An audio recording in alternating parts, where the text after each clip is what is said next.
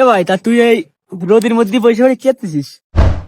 রোদের মধ্যে বসে পড়ে গরম পোয়াচ্ছি, দেখতেছিস না তুই? ও, আমি জানতাম যে মানে কাল পয় গরম পয়েন দিছিস। এটা ভালো ভালো কায়দা আছে, গরম পড়ছিস।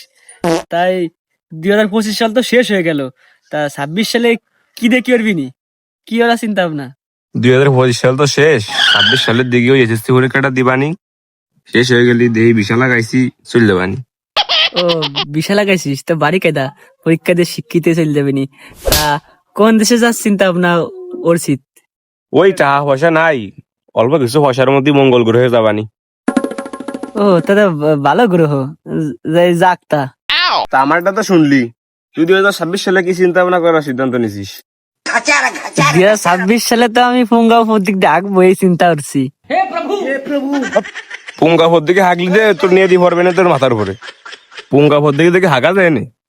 কে ওষুধ না, তুমি যদি বিশাল আকারে মঙ্গল গ্রহে যেতে পারো তা আমিও ফুঙ্গা প্রতীক ডাকতে পারি, সমস্যা নাই। ও নিয়ে দিতে তোমার মঙ্গল গ্রহে যাবে না ওষুধ না ওঠারি।